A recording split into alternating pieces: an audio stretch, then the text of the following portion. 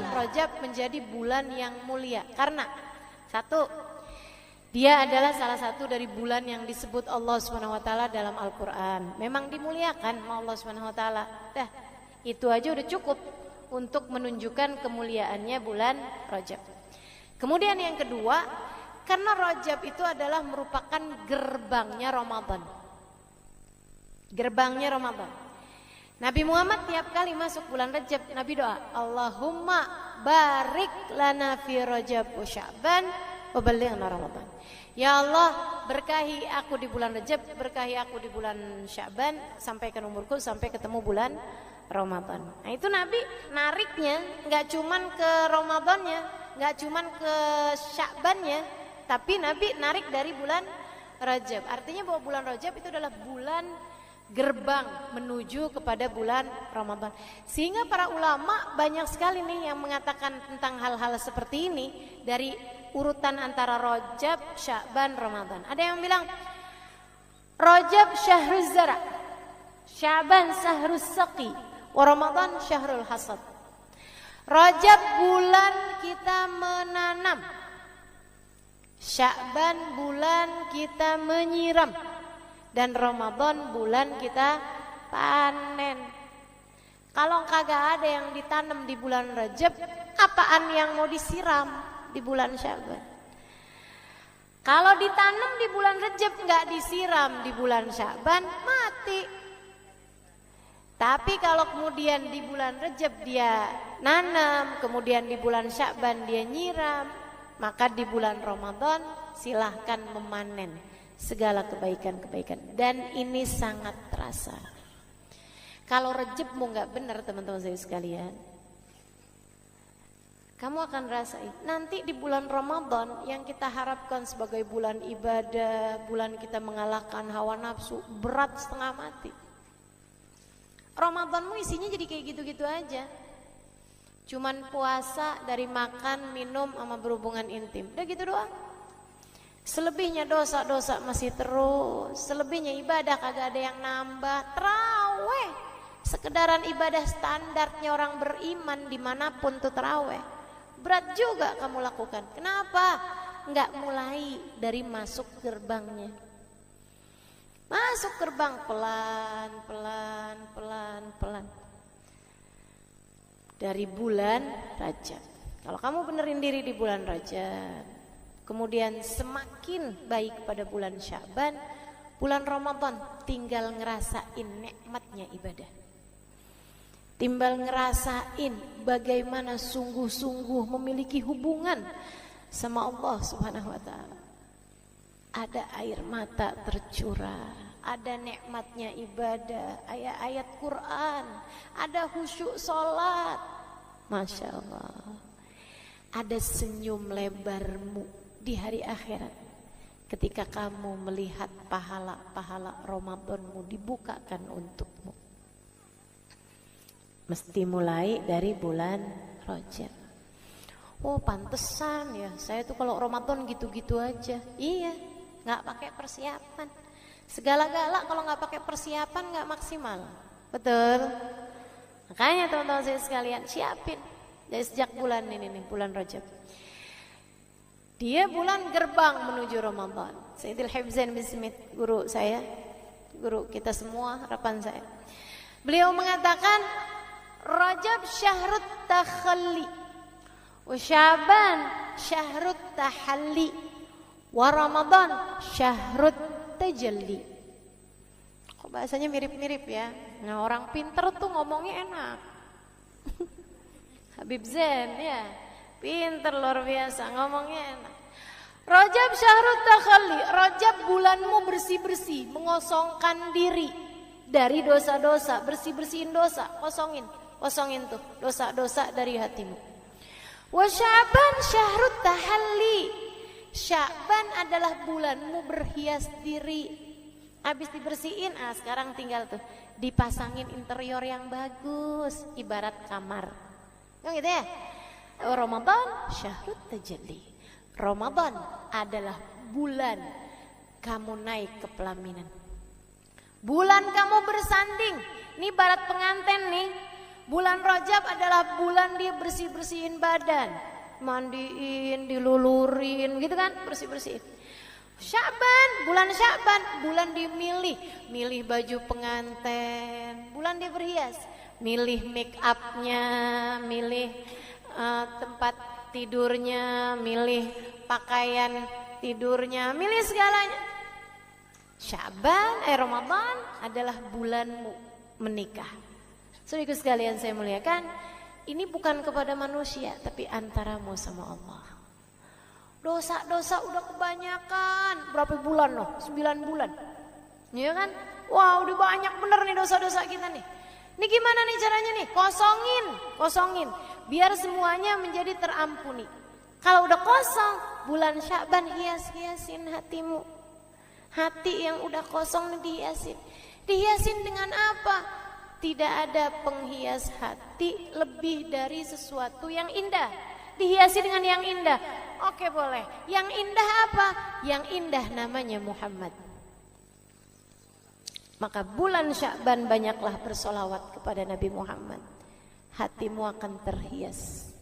Dan subhanallah, turun firman Allah, innallaha wa malaikatahu yusalluna 'alan nabi. Ya ayyuhalladzina amanu sallu alaihi wa sallimu taslima. Pada bulan Sya'ban. Karenanya Nabi Muhammad mengatakan, Rajab syahrullah, Rajab bulannya Allah. Sya'ban syahri, Sya'ban adalah bulanku. Rajab bulan perbaikan hubunganmu dengan Allah, Sya'ban bulan perbaikan hubunganmu denganku. Kata Nabi, deketin dirimu kepada aku akan menghiasi hatimu sehingga menjadi hati yang pantas dipandang Allah dengan pandangan cintanya. Deketi Nabi Muhammad di bulan Sya'ban. Kalau itu udah kamu lakukan, Rajab dosamu terampuni dengan kamu banyak istighfar. Sya'ban kamu menjadi dekat dengan Nabi Muhammad dengan banyak baca sholawat. Ramadan bersiaplah mendapatkan segala karunia-karunia dari Allah Subhanahu wa ta'ala. Gitu teman-teman saya sekalian. Kalau pengen ngerasain nikmatnya Ramadan, bukan dengan mempersiapkan menu buka puasa, akan tetapi persiapkan hatimu untuk mendapatkan rasa-rasa yang hanya hamba-hamba tercinta yang dapat merasakannya. Kalau rasa enaknya makanan semua orang ngerasain. Fir'aun ngerasain, Bu Jahal, Bu Lahab semua ngerasain. Rasa nikmatnya makanan doang mah. Semua orang yang paling dimurka sama Allah, yang gak diizinin sama Allah buat sujud barang serakaat pun teman-teman saya sekalian, yang lisannya gak pernah diizinkan Allah untuk memanggil namanya barang sekalipun dikasih nikmatnya makanan. Kalau yang kamu kira dengan nikmatnya Ramadan hanyalah sekedar nikmatnya makanan.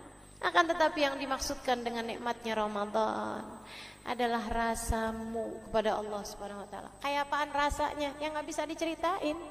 Namanya rasa. Rasa hanya bisa dirasakan, gak bisa diceritain. Kamu akan tahu rasa nikmatnya.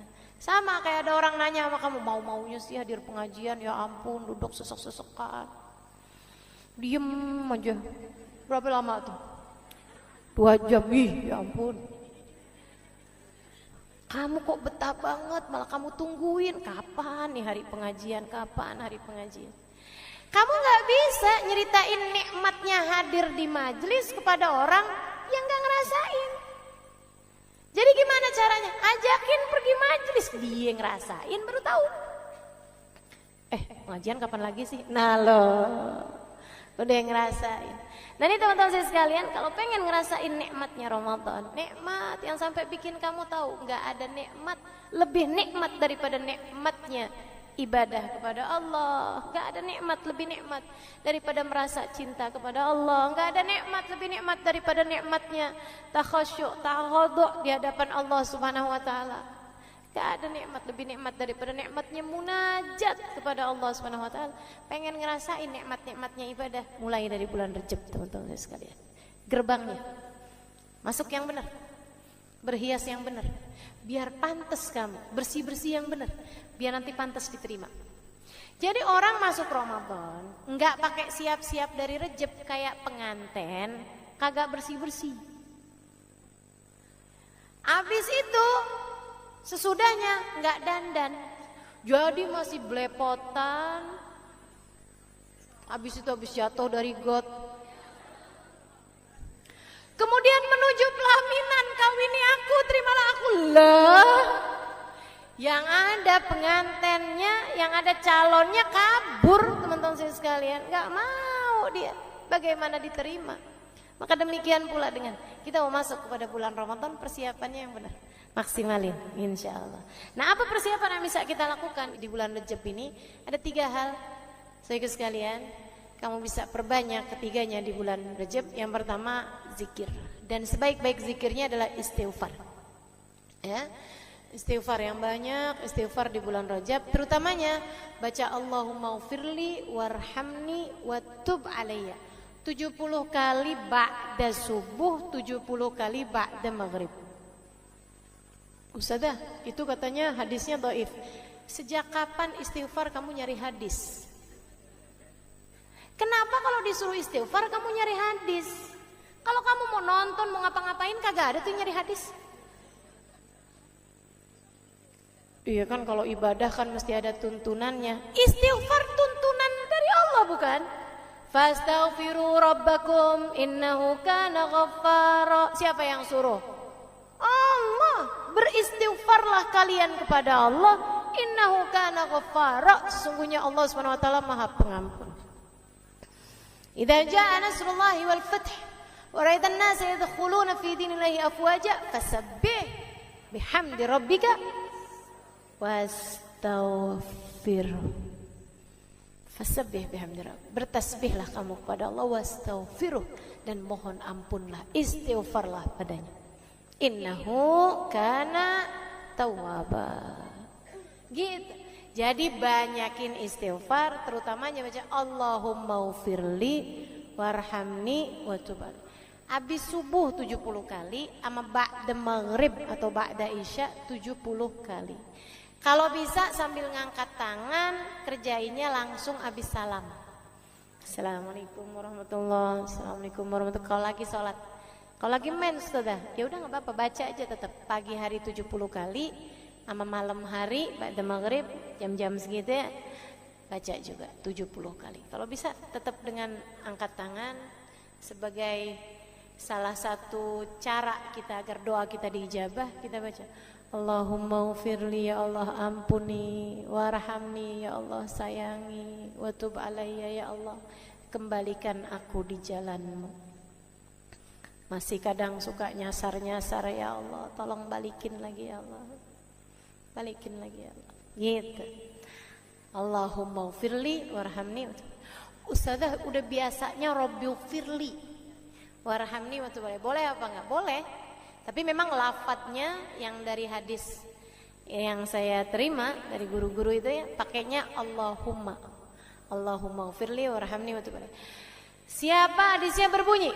Siapa yang membaca ba'da subuh sama ba'da, pokoknya di waktu manggara, siapa yang membaca hina asbah wa hina amsa, setiap pagi dan setiap sore, 70 marrat, 70 kali dari Allahumma ufirli warhamni watub alayya, harramallahu sya'rahu wa basyarahu minan nar. Istiqomah selama 1 bulan di bulan Rajab, insyaallah Allah akan halangkan badannya dan rambutnya dari api neraka. Artinya Allah akan ampuni dosa-dosanya, teman-teman sekalian. Dapetin ampunan kita dari Allah, insya Allah. Niat kita ngerjain? Niat ya insya Allah kita niat sampai akhir Rajab. Bismillah. Nah ya, teman-teman sekalian, kemudian apa lagi? Banyakin puasa sunnah. Sebab ada hadisnya ini. Inna yauman minal ashhuril hurum kathalathina sawma yaumin min ashhuril hurum kathalathina yaumin min ghairih. Sesungguhnya puasa 1 hari di bulan-bulan mulia, salah satunya Rajab, itu adalah setara 30 hari di bulan-bulan yang lain. 31 harinya setara 30 hari di bulan-bulan yang lain. Nah, jadi kan banyak tuh pahalanya. Nah, ya. Apalagi yang masih punya hutang puasa di bulan Ramadan, ya dah bayarin mumpung masih bulan Rajab. Kalau udah masuk bulan Sya'ban pertengahan, itu udah udah lampunya udah kuning. Kalau udah nyampe ke masuk bulan Ramadan lagi udah merah lampunya, yang artinya kamu kena denda. Dendanya apa? Setiap 1 harinya 1 mud beras, 6 ons beras, kalau belum dibayarkan di bulan yang di tahun ini gitu. Jelas gak? Jelas ya. Jadi seperti itu teman-teman sekalian. Jadi yang masih punya utang-utang puasa Ramadan, nih bayarin di bulan Rajab ini, nah, kamu akan dapat juga insya Allah pahala puasa Rajab gitu. Mudah-mudahan dapat diamalkan. Dan yang terakhir, amalan yang bisa kita lakukan di bulan Rajab, menghidupkan malam dengan banyakin doa. Kapan malamnya? Hanya ada 2 malam. Malam 1 Rajab, itu salah satu dari malam-malam yang doa tidak ditolak Allah. Dan yang satunya lagi yang kamu bisa hidupkan malamnya, malam 27 Rajab, malam yang Allah SWT pilihkan untuk baginda kita Nabi besar Muhammad alaihissalam mendapatkan kemuliaan pada malam tersebut berupa di Isra Mi'rajkan oleh Allah Subhanahu wa Ta'ala. Maka insya Allah mudah-mudahan kita sebagai umatnya juga di Mi'rajkan sama Allah, dinaikkan sama Allah. Apanya? Derajatnya. Apanya? Dinaikkan kita dari kubangan hawa nafsu kita menuju taatnya hawa nafsu kita. Dari hawa nafsu yang ammarah bisu mengajak kepada keburukan, naik insya Allah menuju ke lawamah, hingga naik lagi menuju ke mutmainnah, hawa nafsu yang tenang. Dimi'rajkan kita insya Allah, dari dosa-dosa kita dinaikkan menuju taat pada Allah Subhanahu wa Ta'ala. Dari yang asalnya nih kalau diterima sama Allah nih ibadah-ibadah kita nih di bulan Rajab nih teman-teman saudara sekalian, ini balasannya dari Allah bukan main-main. Kita lihat yang asalnya gampang ngerjain dosa jadi berat ngerjain dosa. Yang asalnya gampang ngomong kasar, ngomong kotor, bohong, begitu diterima nih di bulan Rajab jadi nggak gampang lagi. Kamu akan lebih mampu untuk menjaga diri, pertanda bahwasanya dosa-dosamu telah diampuni oleh Allah Subhanahu wa Ta'ala, dan kamu telah dimi'rajkan dari dosa-dosamu menuju taat pada Allah Subhanahu wa Ta'ala. Amin ya rabbal alamin. Bismillahirrahmanirrahim. Nawaitu ta'allum wa ta'lim والنفع والانتفاع والمذاكرة والتذكير والإفادة والاستفادة والحث على التمسك بكتاب الله وسنة رسول الله صلى الله عليه وآله وسلم والدعاء إلى الهدى والدلالة على الخير ابتغاء مرضاته وقربه وثوابه وحسن الخاتمة مع اللطف والعافية وصلاح العاقبة برحمتك يا أرحم الراحمين. إلى حضرة النبي محمد صلى الله عليه وسلم وآله وصحبه وأزواجه وذريته وأهل بيته وسلم وجميع الأنبياء والمرسلين والأولياء أجمعين أن الله يغفر لهم ويرحمهم ويعلي درجاتهم في الجنة وينفعنا ببركاتهم وأسرارهم وأنوارهم وعلومهم ونفعاتهم في الدين والدنيا والآخرة. الفاتحة. Baca bersama-sama. A'udzu billahi minasyaitonir rajim. Bismillahirrahmanirrahim. Alhamdulillahi rabbil alamin. Arrahmanir rahim. Maliki yaumiddin. Iyyaka na'budu wa iyyaka nasta'in. Ihdinas siratal mustaqim. Siratal ladzina an'amta 'alaihim ghairil maghdubi 'alaihim waladdallin. Amin.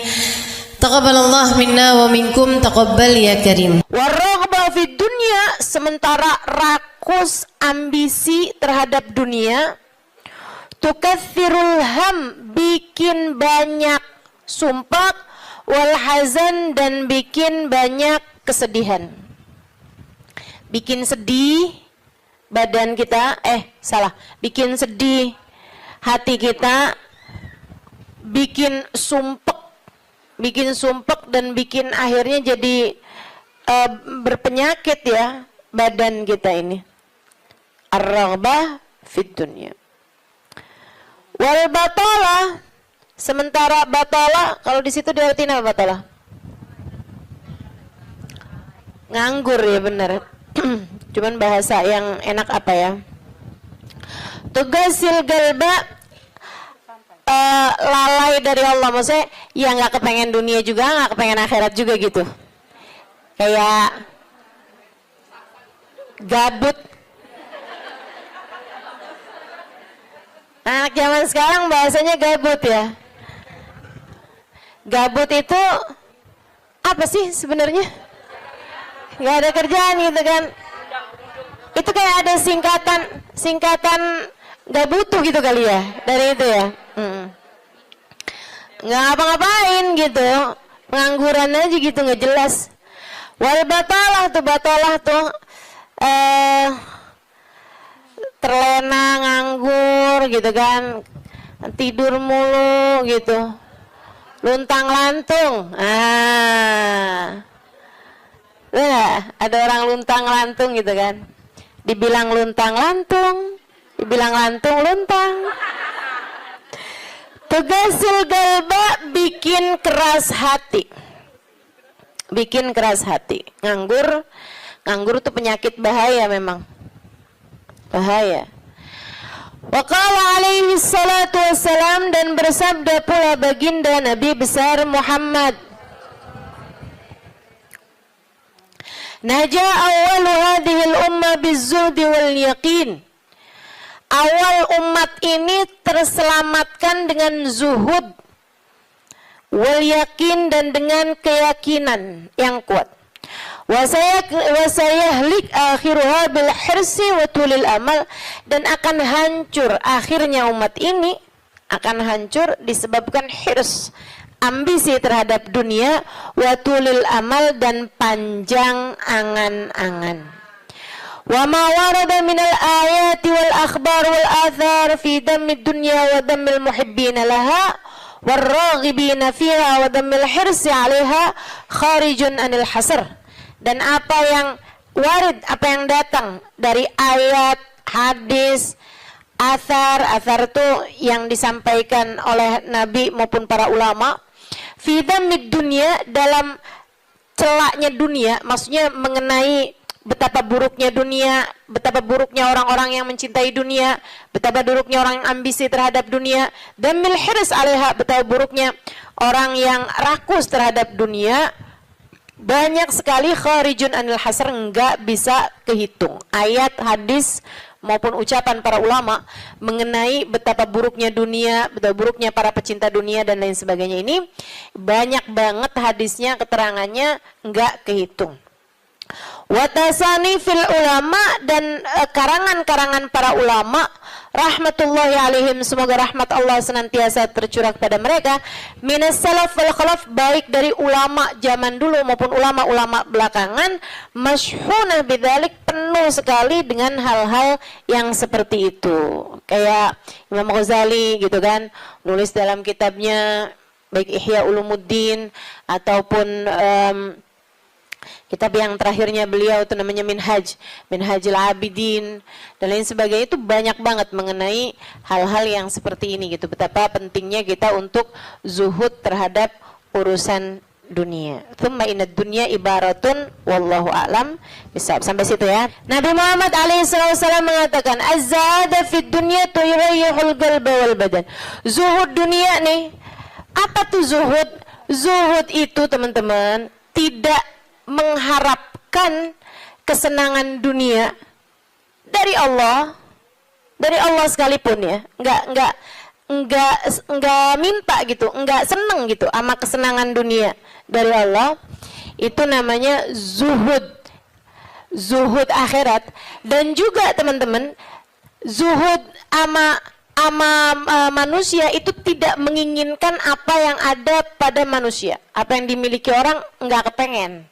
Itu kan? Itu namanya zuhud fima fi aidin nas. Ini disampaikan Nabi Muhammad dalam hadisnya, izhad fid dunya yuhibbukallah, wazhad fima fi aidin nas yuhibbukan nas.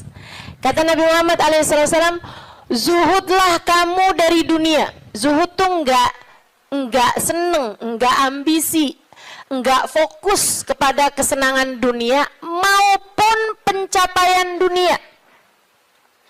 Hati-hati, tipis teman-teman bedanya, gitu kan? Pencapaian dunia, saudara sekalian, kayak gini loh, banyak followers, majelisnya jadi rame, itu tipis tuh antara kamu kepengen akhirat sama kamu kepengen dunia. Buat siapanya? Bukan buat yang hadir. Saya rasa kalau yang hadir mudah-mudahan baik gitu kan.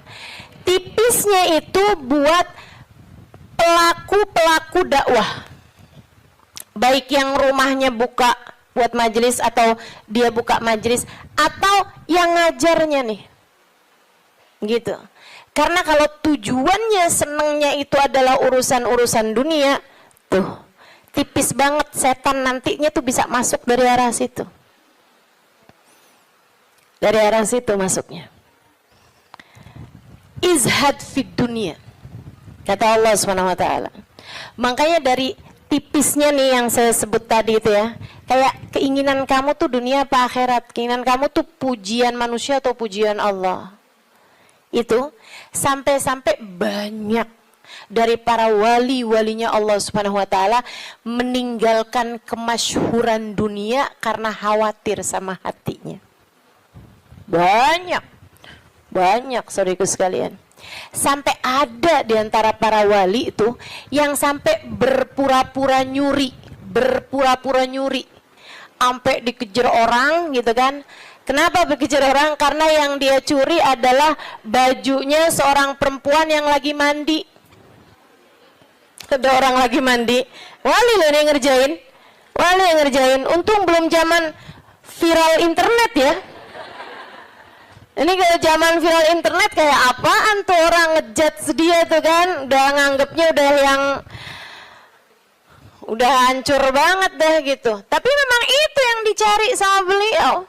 Yang dicari sama beliau adalah menghindar dari kepopuleran, menghindar dari apa yang orang-orang cari dari kemuliaan dunia, karena khawatir hatinya terselip rasa keinginan untuk dianggap mulia di dunia, menghancurkan kemuliaannya di akhirat.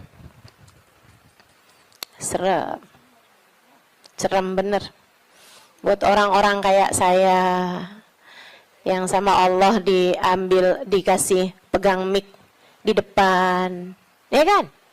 Teman-teman sekalian, nggak gampang. Makanya kalau ada yang bisa kamu lakukan untuk saya, doain, biar bisa ikhlas, doain, biar bisa benar gitu, jaga hati, doain, biar disayang Allah gitu. Kesian nih, begitu udah masuk nih setan, teman-teman sekalian, setan tuh ya datang ke pedagang beda, datang ke orang awam beda, datang ke ulama beda lagi. Waduh, yang datang ke ulama nih setannya juga ulama.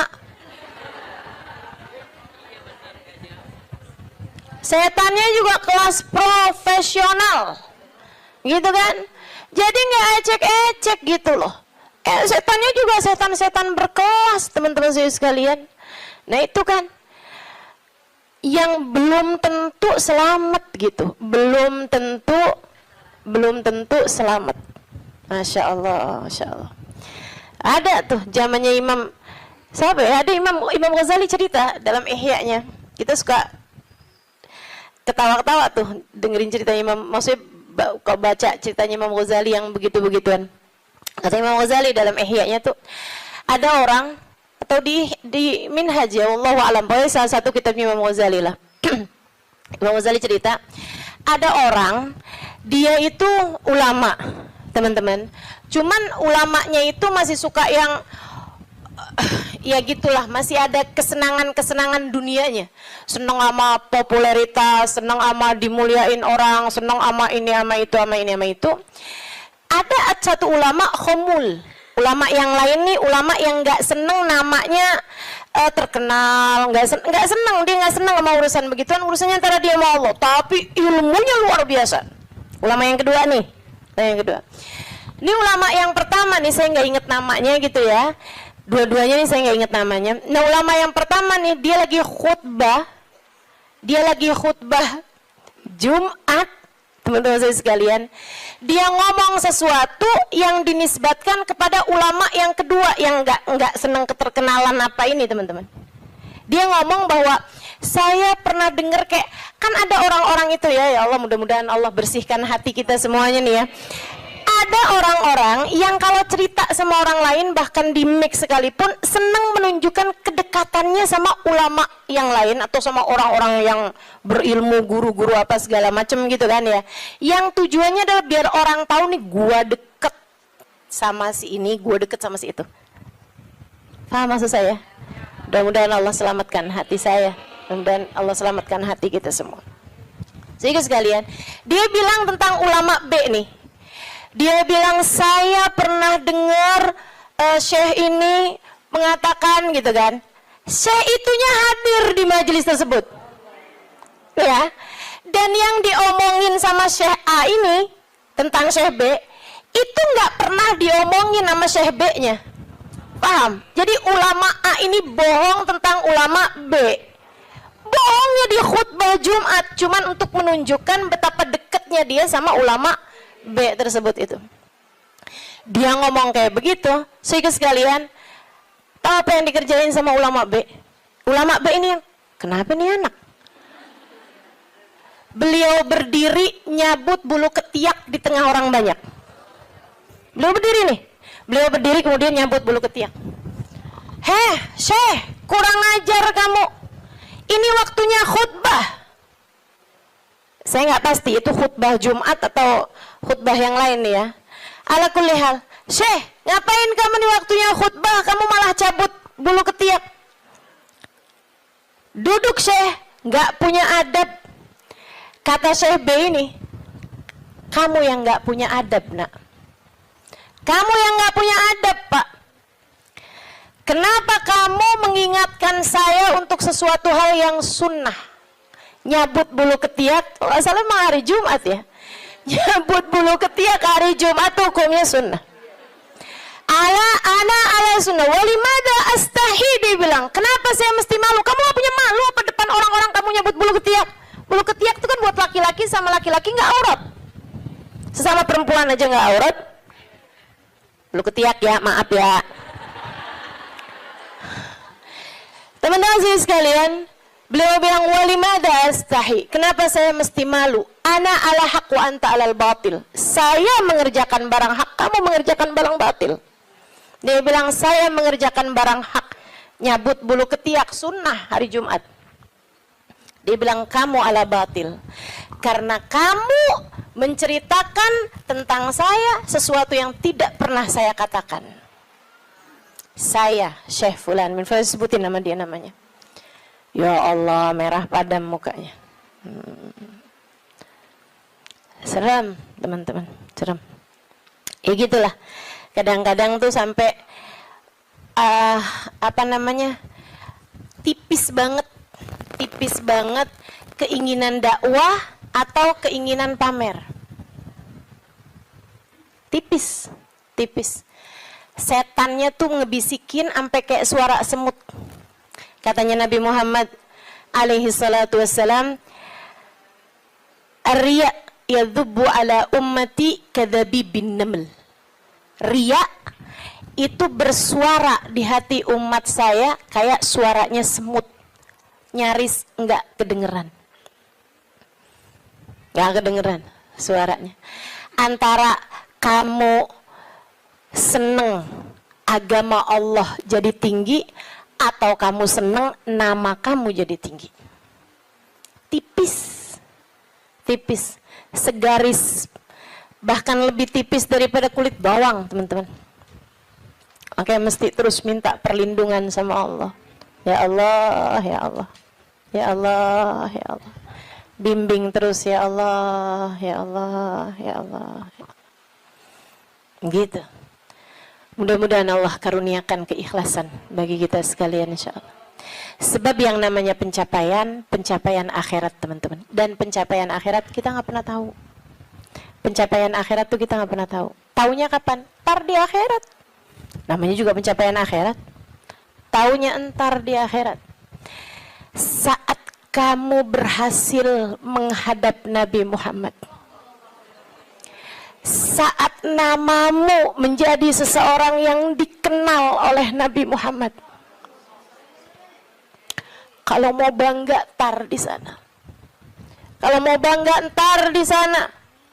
Saat kamu bisa melewati jembatan Sirat secepat kilat, saat kamu bisa selamat masuk surga Allah Subhanahu wa taala, saat kamu bisa digiring di belakang bagindamu Nabi besar Muhammad, mau membusungkan dada saat itulah silahkan.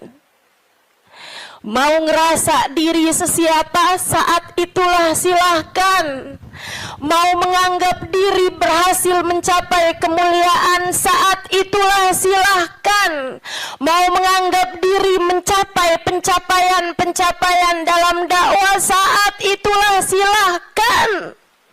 Silahkan. Mau menganggap diri solehah saat itulah silahkan. Jika sampai namamu dipanggil oleh Nabi Muhammad, jika sampai kamu diperkenankan bersalaman dengan Nabi Muhammad, jika sampai Nabi Muhammad berkata raditu biki, aku ridho kepadamu, saat itulah silakan melayang-layang teman-teman. Sebelum itu terjadi, kamu masih antara-antara. Kamu masih ada di tepi jurang.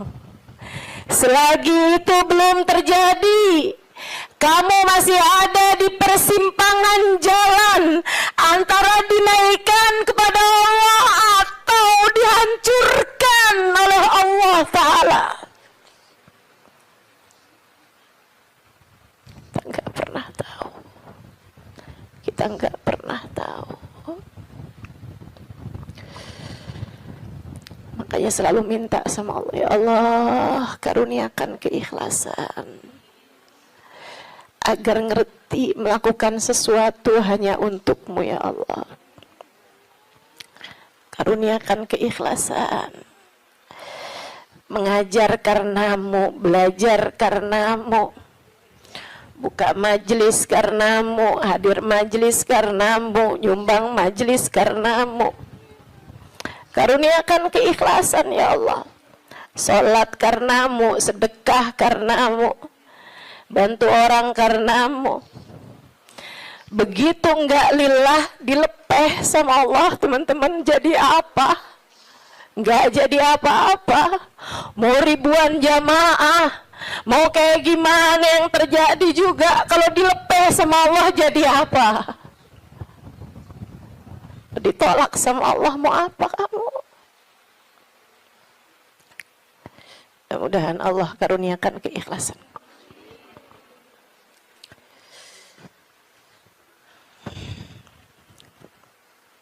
Az-zahada fi dunya, zuhud di dunia, zuhud dunia, ngarepnya cuma Allah semata. Izhad fi dunya, yuhibbukallah.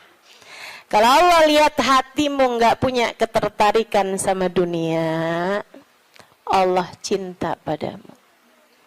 Gitu kata Nabi Muhammad. Hah? Hati kamu masih ngarep dunia nggak nih? Hati kamu masih ngarep harta, pandangan orang, jabatan, kemuliaan di mata manusia? Kamu masih fokus ke sana apa enggak gitu? Hati kamu masih fokus ke sana, jangan salahkan siapa-siapa. Kalau Allah pun juga belum fokus mengaruniakan rahmatnya kepadamu. Sebab aturannya jelas, kata Nabi Muhammad, izhad fid dunya yuhibbukallah. Bagaimana mungkin Allah akan menempati hatimu jika hatimu masih penuh sesak dengan selainnya? Teman-teman, kamu kalau mau taruhin di kamarmu itu lemari baru, tempat tidur baru, kamu mesti keluarin yang lama. Kalau kamarmu itu masih banyak banget barang-barang lain, yang nggak mungkin yang baru bisa masuk ke dalam kamarmu. Kan begitu? Hati kamu juga gitu. Hati kamu juga gitu. Saudara sekalian yang saya muliakan, bagaimana mungkin Allah akan berkenan bertahta di hatimu jika hatimu selama ini masih penuh sesak dengan selainnya? Penuh sesak dengan selainnya, penuh sesak dengan anggapan orang, penuh sesak dengan cinta manusia, yang kamu pikirin gimana biar suami tetap cinta padamu. Kamu luar biasa. Siapa yang lagi di WhatsAppin sama suami, siapa yang lagi diteleponin sama suami, sekarang suami lagi di mana, sama siapakah, jangan-jangan dia sedang berada dalam pelukan perempuan yang lain. Waduh, bagaimana kamu berharap Allah bertahta dalam hatimu jika hatimu penuh sesak dengan selainnya? Teman-teman, keluarkan nya yang kecil-kecil agar nya yang besar berkenan bertahta di hatimu. Keluarin yang lain-lain. Keluarin perkara harta, perkara cinta manusia, pujian orang, semuanya keluarin.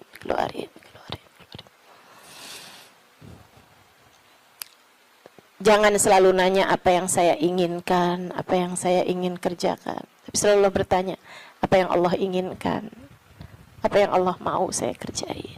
Terus gitu. Hidup belajar terus insya Allah. Izhad fid dunya, kata Allah. Kalau Allah lihat hati kamu kosong dari mencintai dunia, Allah akan bertahta di dalamnya. Allah akan cinta kepadamu, teman-teman. Yuhibbukallah, kamu akan dicinta sama Allah kalau begitu. Wazhad fima fi aidin nas yuhibbukan nas. Kamu pengen dicintai sama orang, cintai disenengin sama manusia, seenggaknya gitu, punya teman-teman baik, punya kawan-kawan baik gitu. Orang nggak jauh dari kamu, itu juga nggak apa-apa, bagus. Caranya, katanya Nabi Muhammad, izhad fima fi aidin nas. Zuhudlah kamu dari apa yang dimiliki sama orang. Jangan selamitan, jangan kepengen apa yang dipunya sama orang.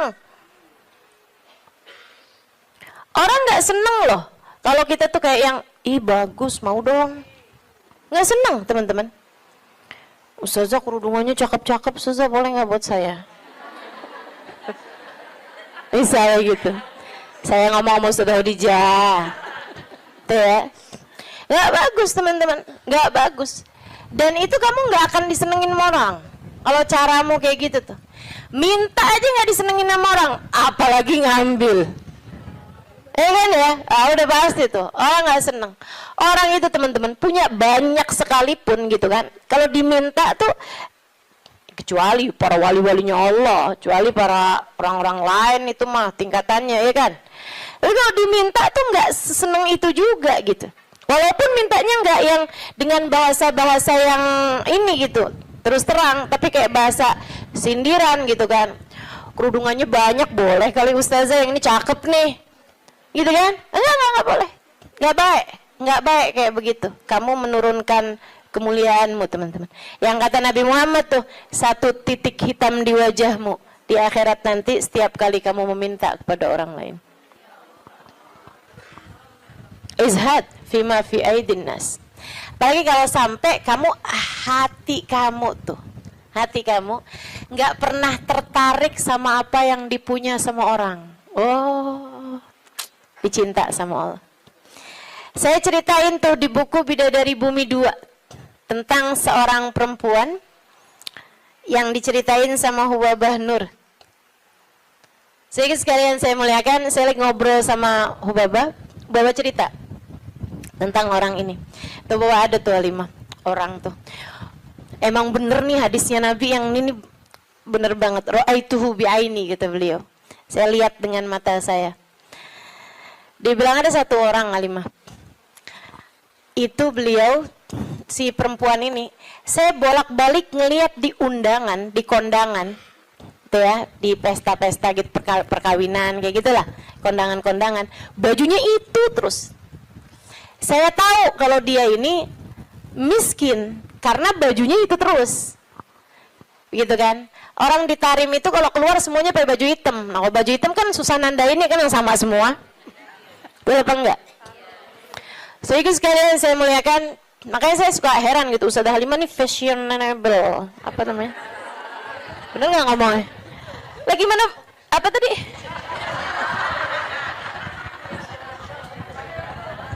Gimana ngomongnya? Ah itu dah, pokoknya itu dah. Lah orang saya tiap hari pakai hitam. Begitu ya. Sedikit sekalian. Nah ini kan kalau keluar mah agak susah ditandain karena kan semuanya hitam gitu. Tapi kan kalau pas kondangan tuh, orang sana itu kalau kondangan dalam ruangan semuanya perempuan, mereka dandan. Mereka pakai baju gitu kan. Pakai baju yang berwarna-warni, ya. Pakai baju warna-warni. Enggak ada yang pakai baju hitam tuh. Enggak ada yang pakai baju hitam. Saya waktu dulunya nggak tahu gitu kan, saya pakai baju hitam aja gitu masuk. Buka. Waduh gimana nih mau buka ya. Habisannya terus udah ngerti gitu lama-lama. Jadi teman-teman, kata Hubabah, orang ini kalau kondangan baju itu mulu. Akhirnya saya punya niat, kalau nanti saya keluarin baju, saya panggil tuh orang. Saya cari tahu dan dia nih rumahnya ini apa, keluarganya siapa gitu, saya paham, saya tahu tempatnya karena Tarim tuh kecil, kota kecil. Jadi semua orang memang saling kenal satu sama lain. Akhirnya dia bilang, kata Hubabah, waktu saya datang baju-baju yang baru-baru, ada orang ngasih ini apa segala macam, yang lama-lama saya keluarin. Hubabah tuh begitu teman-teman. Ngajarin kepada kita jangan sampai yang aduh penuh banget, kamu masuknya iya keluarnya kagak gitu kan. Ada yang masuk, ada yang keluar. Akhirnya mau Hubabah baju-baju yang lama-lama tuh dikeluarin, bagus-bagus tentu aja ya, dan semua orang juga seneng dapat bajunya Hubabah gitu kan. Jangan terus minta, jadi kepikir nih berangkat ke Tarim meminta baju mau Hubabah. Tentu berkah kan ya, tentu berkah, tapi ya sekali lagi jangan minta. Subhanallah teman-teman, kalau nggak minta tuh, kamu mintanya mau ntar kasih. Jadi kepikir ya, mau minta sama Allah, nggak usah yang gitu-gitu juga. Mau minta sama Allah tuh pahala aja, udah pasti enak. Teman-teman sih sekalian, akhirnya Hubabah itu ngeluarin baju-baju beliau, ada setumpuk lah gitu. Beliau panggil tuh orang perempuan itu, panggil sama Hubabah. Dia seneng banget dan memang miskin banget teman-teman. Bajunya cuma itu aja, buat kondangan itu, buat keluar itu, buat sholat itu gitu. Dia cuma segitu itu bajunya gitu. Baju sholat kayak mau kena gitu, tuh ya. 2 kalau 1 dicuci kan ada gantinya gitu. Terus baju keluar dia gitu, baju hitam 1, terus baju hari-harinya dia kayak daster gitu buat di rumah, 2 potong 2 biji gitu, tuh 1-nya lagi baju buat kondangan. Udah gitu aja, simple hidupnya. Jadi sekalian dipanggil tuh perempuan sama Hubabah. Kata Hubabah, saya habis ngeluarin baju-baju nih, silahkan kamu pilih yang mana yang kamu mau, sisanya tolong bagiin. Kamu yang bagiin gitu, sama siapa yang kamu mau deh gitu.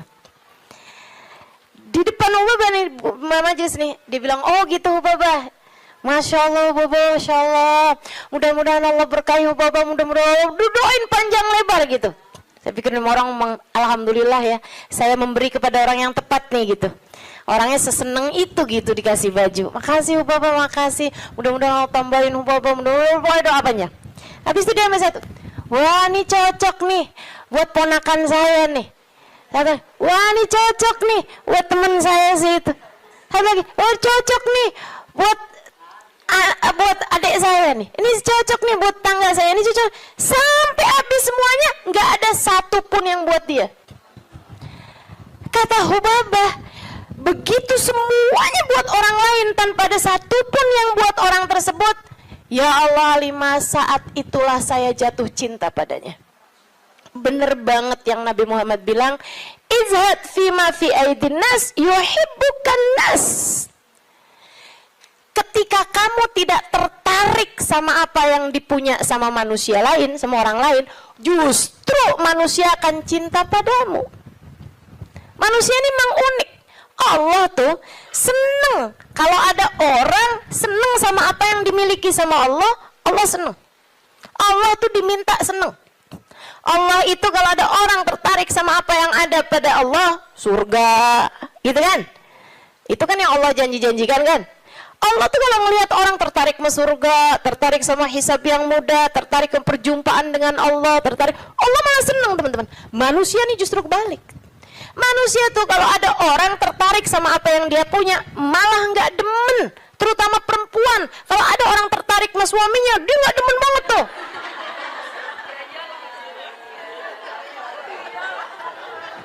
Ya iya kan, Mang, saya kan lagi bilang. Allah kan nggak gitu. Allah punya kekasih namanya Muhammad. Kalau ada orang tertarik sama Nabi Muhammad, Allah seneng banget. Allah cinta banget, ya kan? Tapi kita kan nggak gitu. Kita punya tas. Kalau ada orang tertarik sama tas kita, boleh dong. Nggak demen kita, betul? Kita lagi makan nih, terus ada yang kayaknya enak tuh yang di piring. Boleh nggak perkedelnya buat saya aja? Gedek apa seneng? Gedek teman-teman, nggak seneng. Kesel kita. Gitu, emang manusia tuh kayak gitu. Sama apa yang dia punya, orang lain tertarik, dia nggak senang. Dia nggak senang. So itu sekalian yang saya muliakan. Katanya Hubabah, begitu dia tidak tertarik sama apa yang saya punya, bahkan sama sesuatu yang udah saya bagiin, udah saya kasih sama dia, dia nggak tertarik terhadap dunia, saya jatuh cinta sama dia. Masya Allah. Saya langsung masuk lagi ke kamar, saya ambil baju yang saya sayangi, yang saya sukai, saya lipat bagus-bagus, saya kasihin sama dia, saya bilang yang ini untuk kamu, saya minta tolong sama kamu, pakailah baju ini buat kamu, saya nyari berkah dari kamu. Saya pengen dapat berkah kamu, tolong pakailah baju saya ini untuk kamu. Ubabahnya sampai tolong-tolong sama dia. Masya Allah. Tuh saudariku sekalian, orang tuh bisa mulia kayak gitu tuh. Jadi yang memuliakanmu tuh bukan harta. Sebagaimana yang sering saya sampaikan padamu, kemuliaanmu tidak ada pada harta, kemuliaanmu tidak ada pada tahta, jabatan, kemuliaanmu tidak ada pada rupa, kecantikan, enggak gitu ya. Kemuliaanmu tidak ada bahkan pada ilmu, kemuliaanmu tidak ada pada ibadahmu juga enggak. Teman-teman saya sekalian, ibadah mah kita kerjain aja. Tapi bukan berarti kamu udah ibadah terus kamu jadi mulia, enggak gitu juga. Kemuliaanmu ada pada Allah Subhanahu wa taala. Allah berikan kepada siapapun yang Dia kehendaki. Makanya nyari mulia, deketi Allah. Deketi Allah.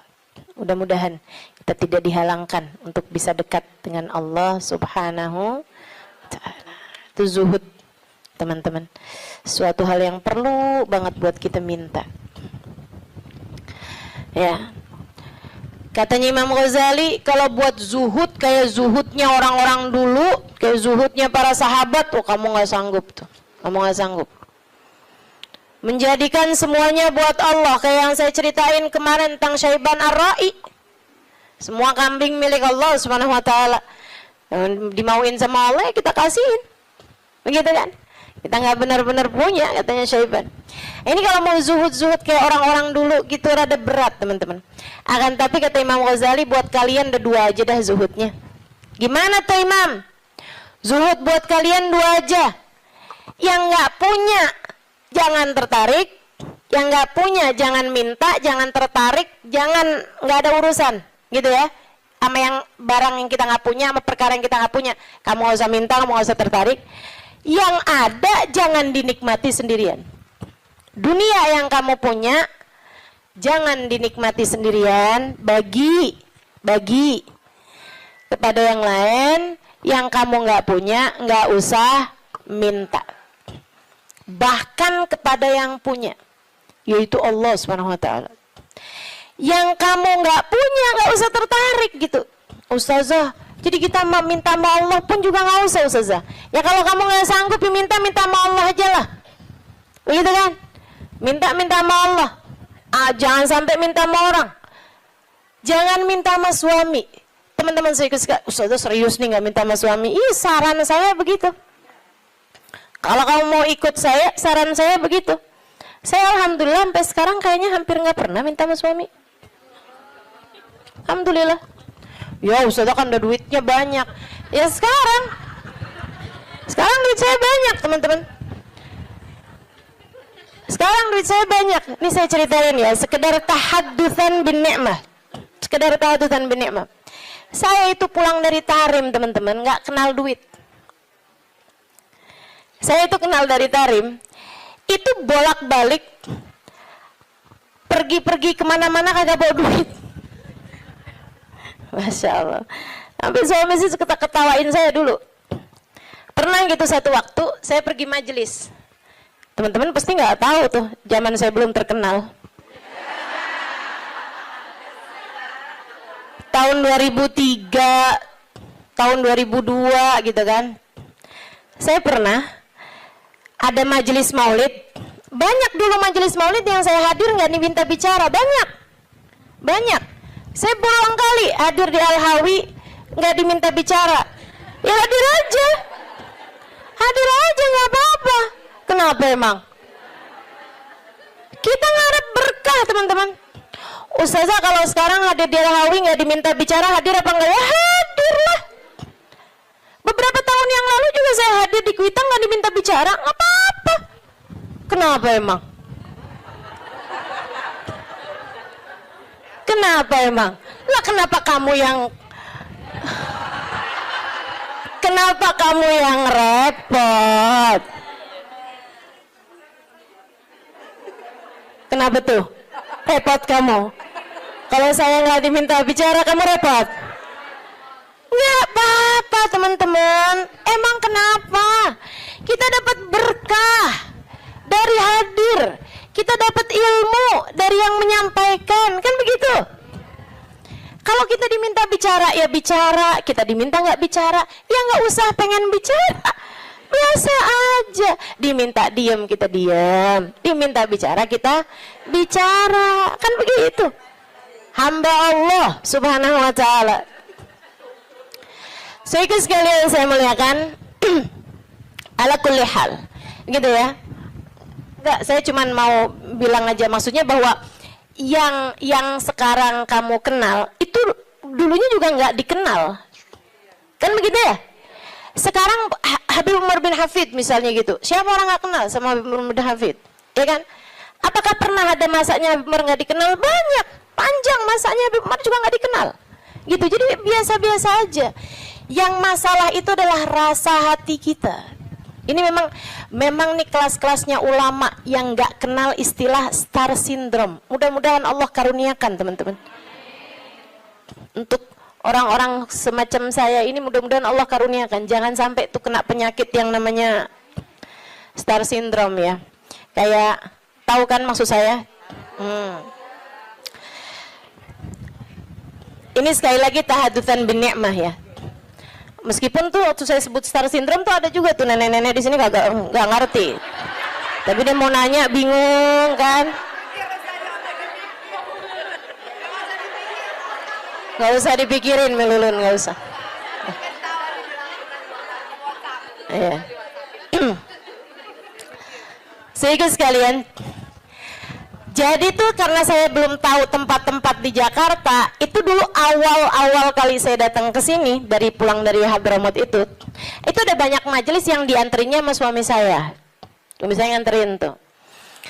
Begitu ya. Jadi kalau ada orang, Ustazah ini kemana-mana nggak pernah dianterin sama suami, saya akan jawab, udah pernah.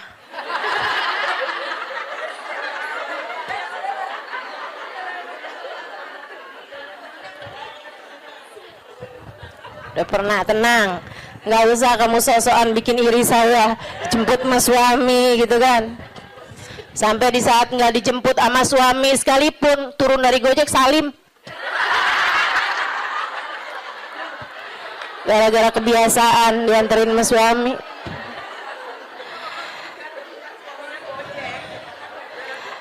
Akhirnya pernah tuh ada waktunya saya itu dianterin sama suami, habisnya itu pas pulang-pulang saya telepon sama dia gitu.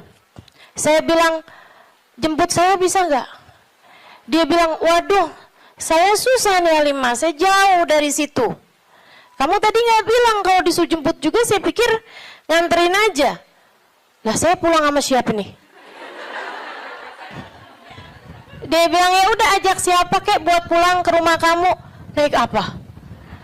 Panggil taksi aja kalau gitu. Duitnya dari mana? Dia bilang, kamu nggak punya duit? Nggak punya? Astagfirullah. Dia bilang, saya kawin sama siapa ini? Nggak ngerti duit. Masya Allah, Masya Allah. Sehingga sekalian, jadi cerita aja gitu. Nggak punya duit nggak bikin saya jadi hina, bukan? Nggak kenal duit, nggak ngerti duit zaman itu, nggak bikin saya hina. Sehingga sekalian, sekarang saya punya duit, nggak bikin saya jadi tambah mulia. Enggak, cuman jadi lebih gampang aja kalau nyari taksi. Kalau nggak ada yang nganterin, meskipun juga nggak perlu naik taksi ya sekarang, alhamdulillah. Jadi sekalian yang saya muliakan, jadi itu kayak begitu gitu kan, urusan dunia nih nggak bikin kita jadi tambah mulia, nggak bikin kita jadi tambah hina. Kemarin tuh belum berapa lama yang lalu, Habib Umar ada cerita teman-teman, ada cerita gini nih, kata Habib Umar, marat alayya iyam. Habib Umar, pernah berlalu beberapa hari, bahkan beberapa bulan dari masa kehidupan saya, ma fi jaybi illa 3,000 riyal. Dia bilang, saya nggak punya apa-apa di kantong saya selain 3.000 riyal. 3.000 riyal sama dengan 15.000 duit kita. Main di daerah. Saya nggak punya selain daripada itu, kata Umar. Cuma 15.000 perak tuh. Berhari-hari, berminggu-minggu, berbulan-bulan. Kata Habib Umar bin Hafid, apakah berkurang kemuliaan seseorang karena nggak punya duit? Apakah berkurang nilai saya gara-gara cuman punya 15.000 itu? Nggak berkurang. Dunia teman-teman tidak memuliakan seseorang. Habib Umar, saya saksinya. Hubabah Nur, Habib Umar, yang ada seberapa dikeluarin, ya udah dikeluarin gitu. Ada tamu-tamu, berapa puluh orang, berapa ratus orang gitu kan. Yang ada pun punya, keluarin. Itu, nggak ada hitung-hitungan sama urusan duit. Hubabah Nur itu teman-teman saya sekalian, karim banget, dermawan banget. Beliau itu bahkan, kan tinggal di kota Tarim, orangnya miskin-miskin. Banyak di antara mereka tuh yang kayak melahirkan gitu kan, terus nikah apa segala macem, itu pada nggak punya duit. Mereka itu di kota Tarim kalau nggak punya duit, datangnya ke Hubabah Nur. Hubabah Nur kasih kepada mereka. Sehingga sekalian yang saya muliakan, sampai Hubabah Nur nih ceritain, bukan Hubabah tentu saja ya, cerita orang yang khidmah di rumahnya Hubabah. Itu teman-teman saya sekalian, sampai punya stok di dapur beliau atinya kambing, atinya unta gitu ya, itu beliau stokin di freezernya beliau. Buat siapa? Buat perempuan tarim yang melahirkan nggak punya duit biar bisa makan yang bergizi. Pikirin sama Hubabah. Ya Hubabah setiap kali ini gitu, ada uang ntar beli ini, beli itu, beli ini, beli itu. Yang dipikirin orang mulu tuh, subhanallah, subhanallah. Itu orang mulia, emang mulia teman-teman. Orang mulia itu emang orang mulia. Tuh Bapak Nur, orang mulia. Baik, kita doain panjang umur, sehat badannya. Karena kita ini masih belum sanggup ditinggalin sama beliau. Saya terutamanya nggak sanggup saya. Bayangin Hubabah nggak ada gitu. Bayangin Habib Umar nggak ada gitu ya Allah. Mudah-mudahan Allah panjangkan umur beliau insya Allah. La ilaha illallah. Tuh, yang ada dibagi, yang nggak ada nggak usah dicari. Ya kan? Yang nggak ada nggak usah dicari, nggak usah tertarik, nggak usah minta bahkan sama suami. Saran saya gitu, nggak usah minta sama suami, jangan sandarkan rezekimu sama suamimu, jangan. Makanya kalau doa urusan rezeki itu teman-teman, nggak usah gini loh, ya Allah banyakin rezekinya suamiku ya Allah gitu, biar bisa ngasih aku gitu. Jangan teman-teman, doa aja, ya Allah karuniakan rizki kepadaku atau kepada kami deh gitu. Nggak usah kamu sandarkan rezeki kamu tuh sama suami, walaupun yang kerja suami, karena itu namanya ngatur rezekinya yang dari Allah tuh kayak harus lewat suami gitu, padahal kan nggak kayak gitu. Tapi kan selama ini kayak gitu. Yaudah doain dia, doain kamu juga gitu. Ya Allah karuniakan kepada kami rizki yang halalan, thayyiban, mubarakan, mencukupi kami, begitu kan, untuk kehidupan kami. Begitu kalau mau minta urusan rezeki sama Allah. Meskipun para ulama-ulama yang zuhud-zuhud minta sama Allah aja enggak teman-teman. Minta nih urusan dunia sama Allah aja enggak. Minta sama Allah aja enggak, urusan dunia oh enggak. Kami tidak meminta kepada yang punya, bagaimana mungkin kami memintanya kepada yang enggak punya. Itu katanya Sayyidina Salim. Saya juga sering cerita ini. Cucunya Sayyidina Umar bin Khattab, namanya Syekh Salim, Sayyidina Salim. Saudara sekalian, beliau nih Sayyidina Salim ini ulama terkemuka di kota Madinah, di kota Mekah. Kota Mekah. Satu waktu khalifah lagi haji. Khalifah tuh raja, presiden, ya, di atasnya presiden bahkan. Karena dia mengepalai negara-negara yang ada dalam khilafah Islamiyah. Gitu. Kayak kalau di kita apa ya, ketua PBB kali ya. Cuman itu jadi kayak mengatur negara juga. Kalau PBB kan ngatur negara-negara doang, nggak mengatur negaranya dia sendiri. Kalau ini kayak presiden, tapi selain daripada dia presiden, dia juga ngepalain negara-negara yang ada di dalam kepemimpinannya dia lah gitu ya. Jadi di atasnya raja atau di atasnya presiden. Khalifahnya tuh lagi haji waktu itu, pas dia lagi mau tawaf di jalan nih mau masuk ke masjid nih, ketemu sama Sayyidina Salim, Syekh Salim.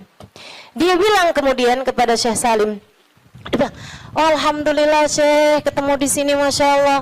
Nih ya, kalau ulamanya nggak cinta dunia, orang semuanya pada mendekat, termasuk pejabatnya yang berusaha buat ngedekat, bukan ulamanya yang berusaha ngedeketin pejabat. Ya kan? Sekarang kenapa banyak ulama-ulama berusaha mendekati pejabat? Nah ini dia. Padahal menurut saya jabatan ulama tuh di atas jabatan pejabat.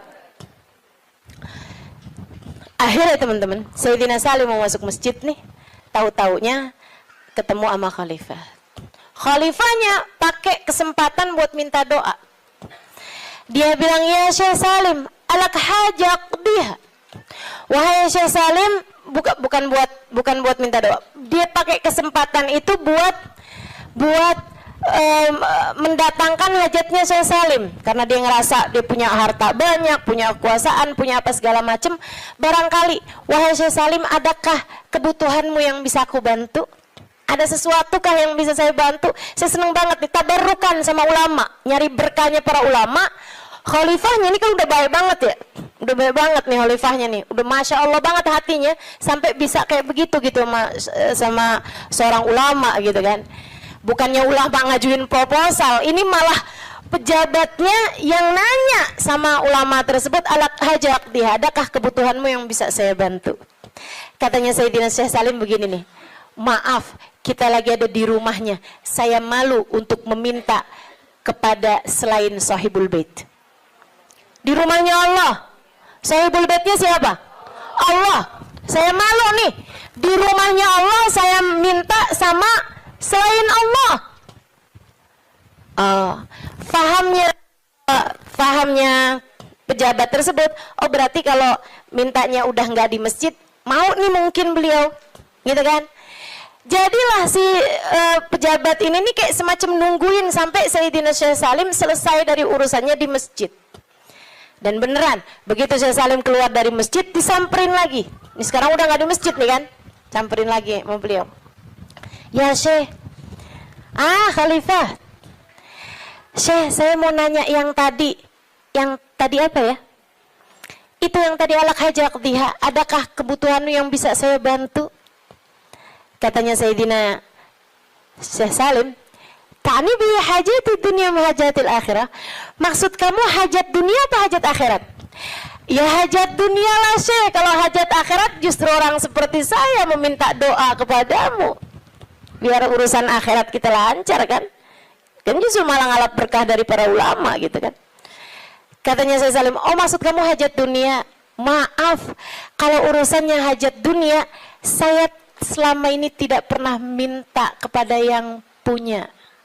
Bagaimana mungkin saya meminta kepada yang enggak punya? Yang punya dunia siapa? Allah.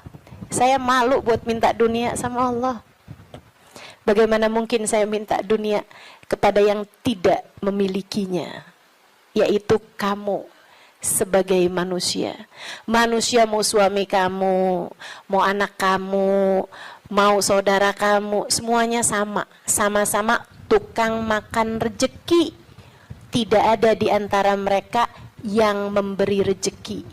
Yang memberi rejeki cuma satu, namanya Allah. Kalau kamu harus minta dunia, mintanya sama Allah. Kalau kamu harus minta dunia, ya, kalau kamu harus minta dunia, mintanya sama Allah.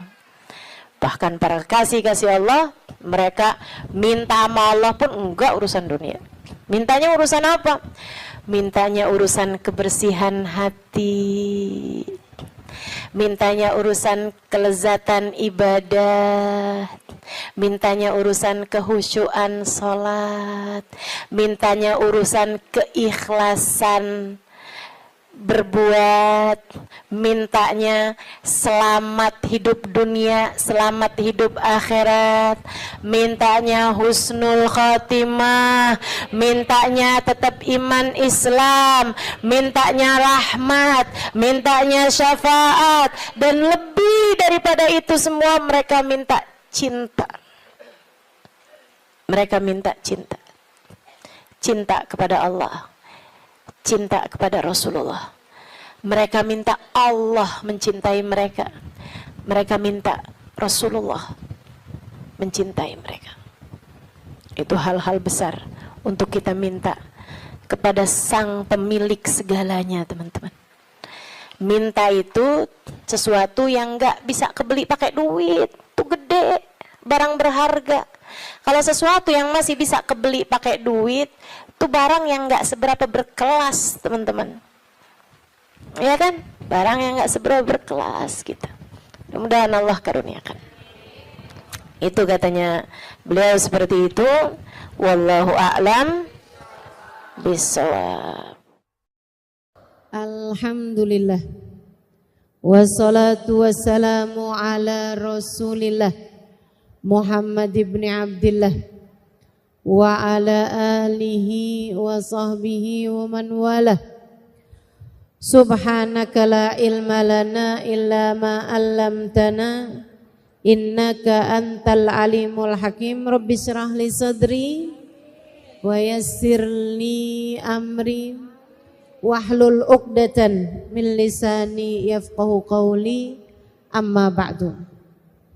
Alhamdulillah, sama-sama kita hormati, kita muliakan keluarga besar dari At-Tarisi At-Thayyibah, Habib Mustafa, Teh Ela beserta segenap keluarganya. Kita doakan semoga senantiasa dalam rahmat ridha Allah Subhanahu wa taala. Panjangkan umurnya, disehatkan badannya, dimudahkan urusannya, dimurahkan rizkinya, senantiasa dalam pandangan kasih sayang Allah Subhanahu wa taala. Para hubabah, para syarifah, para pimpinan pondok pesantren, pimpinan majelis ta'lim, para ustadzah yang mudah-mudahan semuanya dicintai Allah Subhanahu wa taala, disayang Allah Subhanahu wa taala, serta tentu saja semua yang hadir di majelis ini, baik ibu-ibu, kakak-kakak, adik-adik, anak-anak, yang semoga semuanya disayang Allah, dicinta Allah, dibahagiakan Allah. Semoga semuanya disayang Rasulullah, disyafaati Rasulullah Muhammad sallallahu alaihi wasallam insyaallah. Amin ya rabbal alamin. Kita akan melanjutkan kajian kita di kitab kita Ar-Risalah Al-Jami'ah.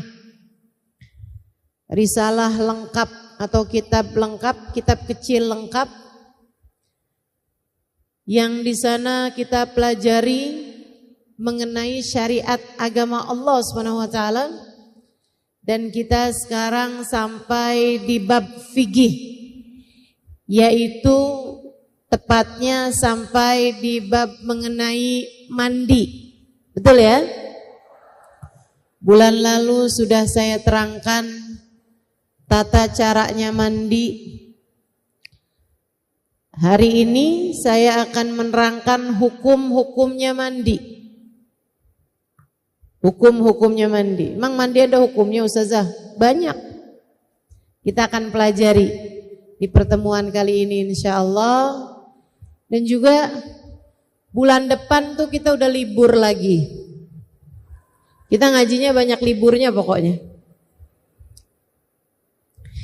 Karena bulan depan kita sudah akan memasuki bulan Maulid. Akhir Agustus sudah masuk bulan Maulid. Nanti kita juga akan bikin maulid. Teman-teman juga bisa liatin Instagram saya, nanti akan kita share maulid di At-Tarisi kapan, maulid di tempat-tempat yang lain kapan. Dan saya umumkan juga bahwa maulid saya, maksudnya maulid yang kami adakan, saya dengan teman-teman Al-Ikhwan dan Muhasabah Cinta adakan pada tanggal 28 September. Ingat-ingat ya tanggalnya. Ibu-ibu nanti pulang lingkarin kalendernya. Maulidnya tanggal 28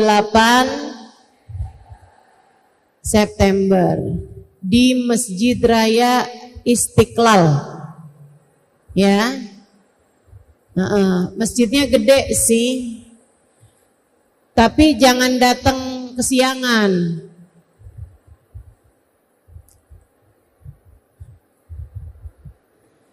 Datangnya jam berapa Ustazah? Sebelum bangun. Sebelum bangun kamu udah jalan. Jadi nggak pakai tidur. Iya. Mudah-mudahan Allah panjangkan umur kita. Allah sehatkan badan kita. Allah takdirkan diri kita untuk bisa menghadiri maulid Nabi kita Muhammad sallallahu alaihi wasallam insyaallah. Amin ya rabbal alamin. Sebelum kita akan bahas hukum-hukumnya mandi ini, kita akan awali dulu dengan membaca niat belajar bersama-sama. Ikuti sudah saya. Bismillahirrahmanirrahim. Nawaitu ta'allum wa ta'lim wan naf'a wal intifa' wal mudzakarah wat tadhkir wal ifadah wal istifadah wal hitha 'ala tamasuk bi kitabillah wa sunnati rasulillah sallallahu alaihi wa alihi wa sallam wa du'a ilal huda wa dilalata alal khair ibtigha'a mardatih wa qurbih wa thawabih ma'al lutfi wal afiyah wa salahil aqibah birahmatika ya arhamar rahimin. Ila hadratin Nabi Muhammad sallallahu alaihi wasallam wa alihi washabihi azwajihi wa ahli bait muslim wa jamil anbiya wal mursalin wal qawmi ajma'in wa nususun nasidil muhajirin Allah bin Isa Fakil Muqaddam Muhammad bin Ali Balawi Sayyidina Abdurrahman Asgaf Sayyidina Abdullah bin Abu Bakar Al-Aidarus Fakhrul Wujud Asy-Syaikh Abu Bakar bin Salim Musuli Mufurim Tumasai Berati bin Abdullah bin Al-Haddad Ahmad bin Zainul Habsyi Habib Ali bin Muhammad Al-Habsyi wa jami' sadatina ali Abi Alawi ajma'in thumma ila arwahi arbatil a'immatil mujtahidin wa mughalidin fiddin ulama amilin fuqaha wal muhaddisin wal qurra wal mufassirin wa sadatis sufiyatil muhaqqiqin ajma'in anna Allah yaghfir lahum wa yarhamuhum wa ya'li darajatihim fil jannah wa yanfa'una barakatihim wa asrarihim wa anwarihim wa ulumihim wa nafahatihim fid din wad dunya wal akhirah. Al-Fatihah.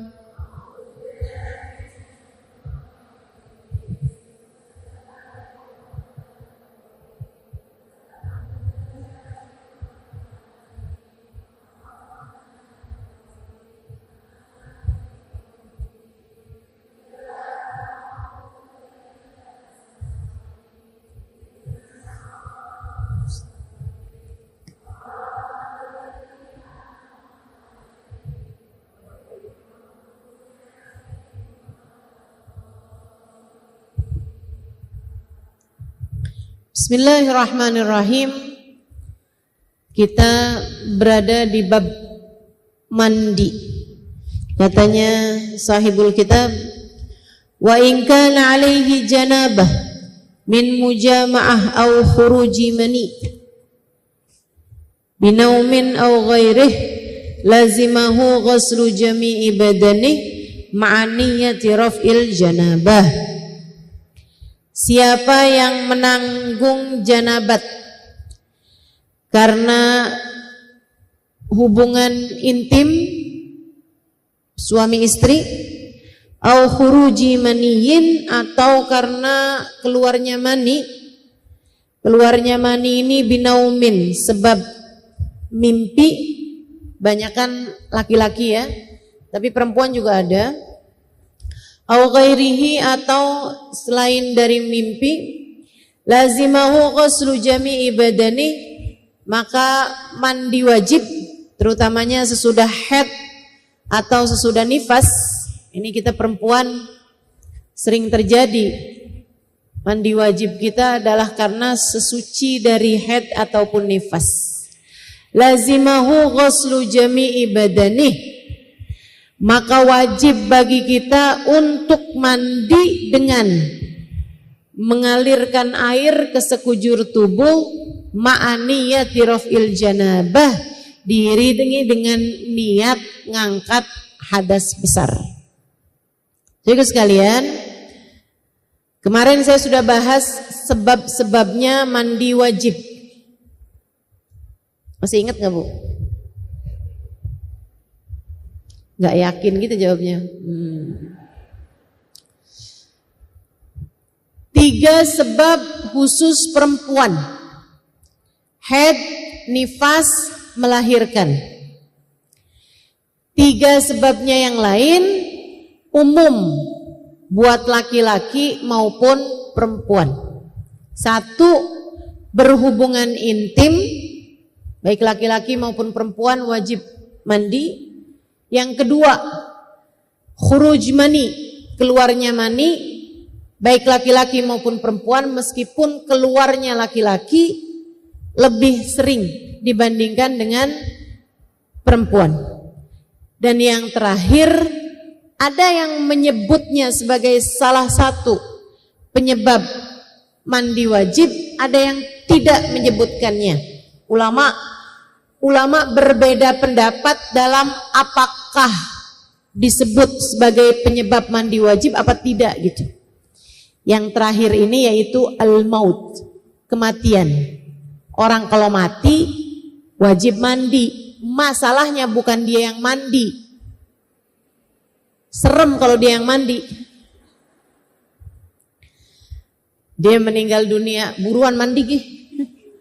Lah orang mati.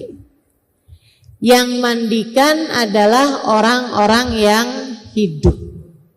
Gitu ya. Itu. Kalau kamu terkena salah satu dari 5 sebab yang tadi itu. Haid, nifas, melahirkan, dengan catatan. Melahirkan ini kalau tidak bersambung dengan nifas. Tapi kalau nyambung sama nifas, nggak wajib mandi juga. Nggak wajib mandi. Mandinya nanti aja. Kapan aja kamu mandi boleh. Jadi jangan menyiksa orang yang habis melahirkan. Sebab kebanyakan orang kalau habis melahirkan itu Bu, nyambung sama nifas. Langsung keluar darah, nyambung terus sampai maksudnya sampai nifas berhari-hari. Kamu nggak usah paksain, buruan mandi habis melahirkan, hukumnya wajib. Kalau dia nyambung sama nifas, hukumnya tidak diwajibkan untuk mandi. Mandi wiladahnya itu gugur kalau nyambung sama nifas. Nah, mandi wiladah di sini wajib kalau tidak bersambung dengan nifas. Ada Bu orang yang habis melahirkan nggak langsung keluar darah. Darah melahirkan iya, tapi habis itu nggak keluar darah kayak haid, nifas gitu nggak. Berhenti darahnya. 2 hari kemudian baru keluar nifas. Nah kalau kayak begitu, itu maka waktu habis melahirkan dia diwajibkan untuk mandi. Gitu ya. Bahkan seperti yang saya nggak ingat saya ceritakan apa enggak, Sayyidah Fatimahuz Zahra itu ibu-ibu sekalian, nifasnya hanya majjah. Hanya ketika melahirkan beliau keluar darah sekaligus nifas, habis itu berhenti. Tidak sampai menghalangi waktu sholat beliau. Sayyidah Fatimah keluar darah nifasnya sangat sebentar. Hanya beberapa jam saja, bahkan tidak menghalangi sholat beliau. Pernah Sayyidah Fatimah melahirkan salah satu putranya sesudah adzan maghrib. Jadi maghrib datang waktu sholat maghrib, beliau sholat, habis itu sakit perut melahirkan. Habis melahirkan Bu, keluar darah. 1 jam kemudian berhenti darahnya, sudah tidak keluar lagi. Ketika datang adzan Isya, beliau sudah selesai dari nifasnya, tinggal mandi. Beliau kemudian sesudah itu mengerjakan sholat Isya pada waktunya. Itu sebabnya Sayyidah Fatimah mendapat julukan Al-Batul, perempuan ahli ibadah yang ibadahnya tidak pernah terputus dari haid maupun nifas. Ada yang bilang Sayyidah Fatimah tuh pernah haid sekali. Waktu awal balik haid sekali, hanya dalam beberapa hari, habis itu udah. Bulan berikutnya beliau tidak pernah lagi haid. Beliau melahirkan pun juga seperti itu. Karena Allah kepengen Sayyidah Fatimah ibadah terus-terusan. Enggak kayak adik-adik nih yang kalau datang haid girang bener. Alhamdulillah haid. Apalagi kalau bulan Ramadan. Besok belanja yuk ke Tanah Abang. Keliling-keliling kita ke pasar, ngemol. Emang kamu nggak lemes besok? Saya haid. Ya, saya enggak. Gimana sih? Ya Allah. Sayyidah Fatimah tidak pernah terputus ibadahnya dengan haid ataupun nifas karena Allah Subhanahu wa taala menginginkan beliau senantiasa menghadapkan dirinya kepada Allah Subhanahu wa ta'ala. Baik, jadi hukumnya mandi ada 5 hukum semuanya, Bu. Mandi ini punya 5 hukum. Hukum yang pertama wajib, yaitu apabila datang salah satu sebab dari 5 sebab-sebabnya mandi yang telah tadi saya sebutkan, yaitu haid, nifas, melahirkan, keluar mani, sama keluar sperma ya, sama yang terakhirnya adalah berhubungan intim. 5 hal ini menyebabkan mandimu berhukum wajib. Tidak boleh menunda-nunda mandi kecuali, dengerin, kecuali buat orang yang berhenti dari haid atau nifas tapi belum di waktu yang biasanya. Misalnya, Ustadzah saya itu biasa mens 8 hari atau setidaknya 7 hari. Ini kok tiba-tiba aja saya mens 4 hari Ustazah berhenti.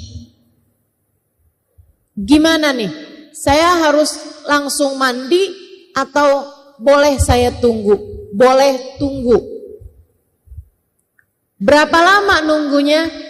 1 kali 24 jam. Sehari semalam. Boleh tunggu.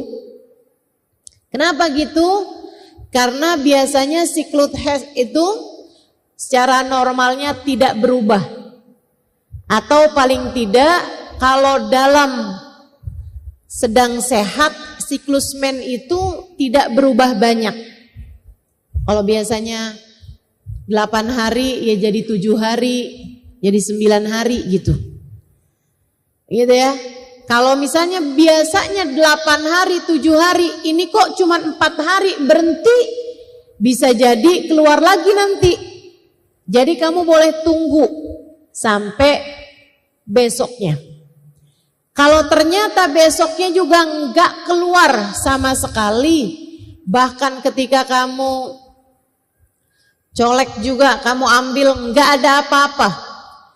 Tidak ada apa-apa yang berwarna selain putih, adanya cuman yang warnanya putih, maka kamu harus segera mandi. Ternyata emang beneran udah nggak keluar sama sekali.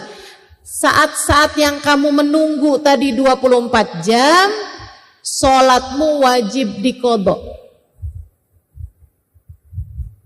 Jelas? Adik-adik dengerin nih, yang masih pada haid dengerin. Ustazah kok saya nggak ngerti ya, saya harus dengerin apa enggak? Umurmu berapa Bu? 70 tahun, nggak apa-apa, nggak usah. Apa? Ibu udah nggak mens kan, nggak apa-apa. Nggak ngerti nggak apa-apa. Udah Bu tinggal aja Bu tidur nggak apa-apa dah. Jadi kalau kamu biasa head 7 hari, tahu-tahu kok sekarang 6 hari udah bersih nih Ustazah.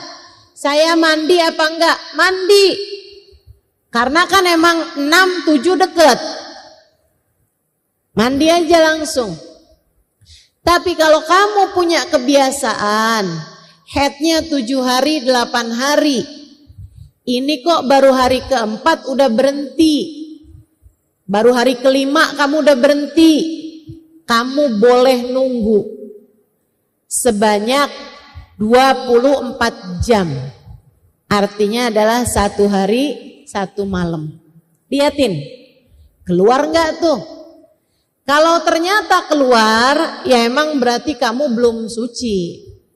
Tapi kalau ternyata nggak keluar lagi sama sekali, emang udah bersih, segeralah mandi. Nah, kalau ternyata kamu memang nggak keluar sama sekali lagi sesudah itu, artinya memang mensmu ternyata cuma 5 hari. Berarti hari yang kamu menunggu 24 jam itu wajib kamu qadha, karena sebenarnya kamu sudah wajib sholat. Tapi karena kamu masih nungguin suci tadi itu, kamu kan nggak sholat tuh. Nah nanti begitu habis selesai kamu mandi suci, baru kamu qadha kembali sholat tersebut. Ustazah gimana caranya qadhain sholat? Ya kayak sholat biasa aja, cuman niatnya gantinya adaan menjadi qadhaan. Dari kemarin sebenarnya udah suci, tapi karena nggak biasa head sebentar, jadi kamu nungguin nih sampai duhur hari ini. Begitu habis selesai mandi, kamu sholatin duhur, kamu sholatin duhur yang kemarin, kamu sholatin asar. Sebelum kamu sholat asar, kamu sholatin asar yang kemarin. Kamu sholatin maghrib, kamu sholatin maghrib yang kemarin. Kamu sholatin isya, kamu sholatin isya yang kemarin.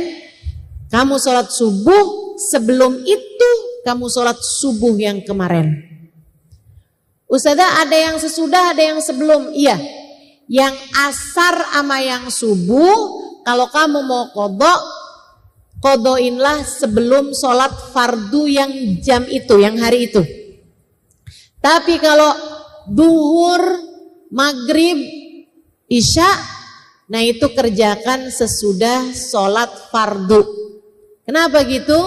Sebab ada hadisnya Nabi Muhammad, la sholata ba'dal fajr, sholat fardunya. Jelas? Jelas?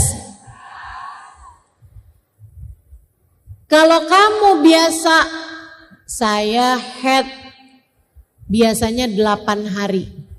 Ini udah 7 hari setengah. Udah gak keluar. Saya mandi apa enggak? Ya mandi. Tapi kan bisa aja nanti keluar lagi Ustazah. Ya kalau keluar lagi ya mandi lagi. Kamu harus mandi, gak boleh nunggu. Boleh kata Ustazah 24 jam. Itu buat yang keluar darahnya lebih sedikit daripada biasanya. Jelas ya? Kalau memang udah seperti biasanya ya langsung mandi. Tidak boleh menunda-nunda. Hati-hati sama menunda-nunda sholat. Kenapa begitu? Khawatir masuk dalam firman Allah Subhanahu wa ta'ala, a'udzu billahi minasyaitonir rajim. Fawailul lil musallin alladzina hum an salatihim sahun. Celakalah orang-orang yang sholat. Wah, sholat kok celaka? Alladzina hum an salatihim sahun, yaitu mereka yang suka melalaikan, menunda-nunda entar-antaran, kali-kali keluar lagi mensnya. Tuh termasuk diantaranya. Celaka orang yang suka menunda-nunda waktunya suci. Kalau memang sudah suci haidmu, kalau memang sudah suci nifasmu, segeralah mandi dan segeralah sholat. Teman-teman saya sekalian, penyebab-penyebab mandi, haid, nifas, wiladah, kemudian kumpul hubungan intim suami istri sama keluarnya mani. Wajib bagimu untuk mengerjakan mandi. Kemudian ada hukum mandi yang lain. Hukum mandi yang lain namanya hukumnya mubah. Apa itu mubah? Mubah adalah sesuatu hal yang dikerjain boleh, tinggalin juga boleh. Kapan mandi hukumnya mubah? Kamu mandi memang hukumnya mubah. Jadi hukum aslinya mandi adalah mubah. Bu, kamu mau mandi, pulang dari sini saya mau mandi boleh, asal jangan di rumah tetangga. Bingung tetangganya ditumpangin mandi. Boleh. Tadi pagi mandi hukumnya apa? Boleh. Nggak mandi hukumnya apa? Boleh.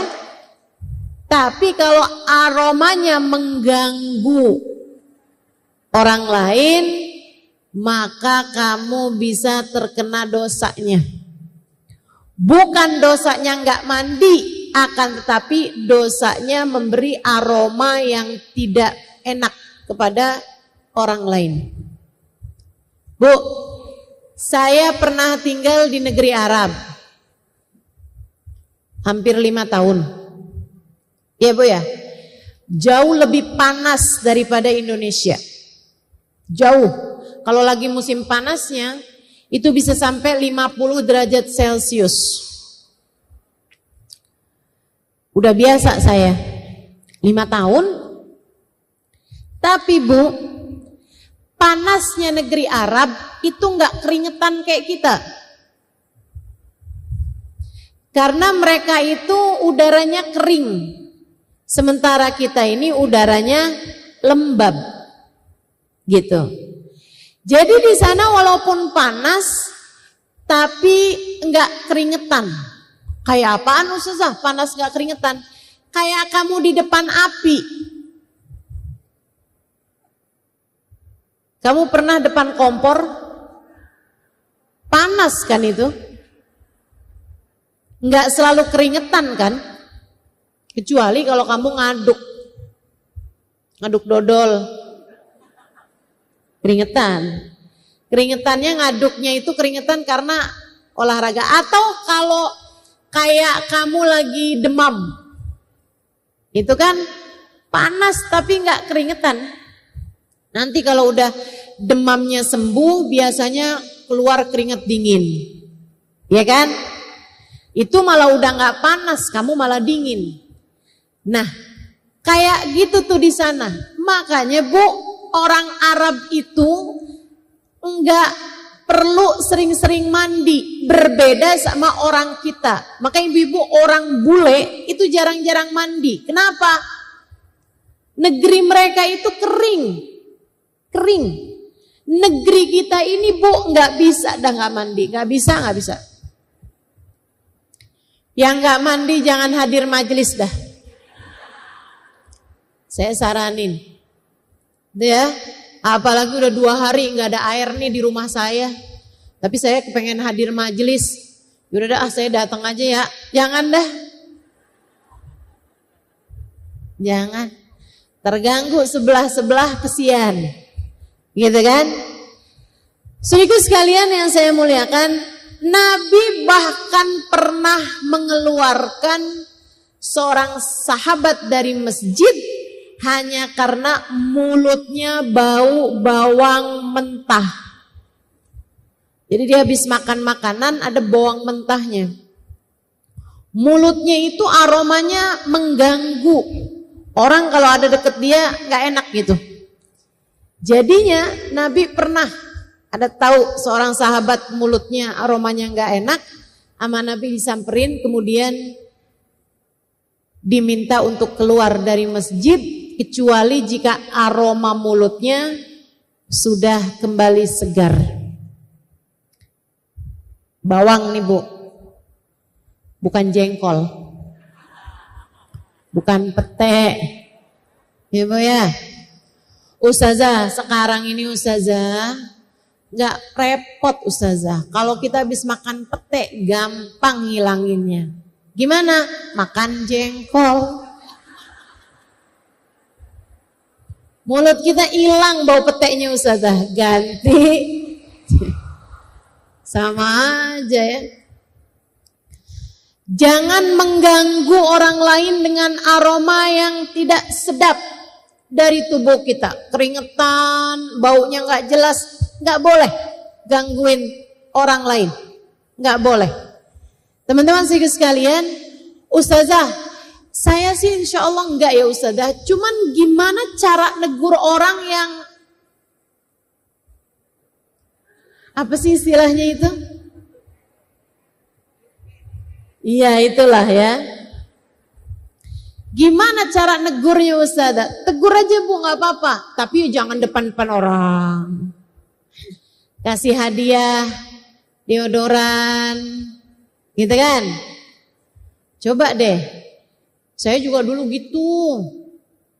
Tapi ini apa namanya, ketika pakai ini nih enak nih buat ngilangin bau badan nih. Pakai deh gitu.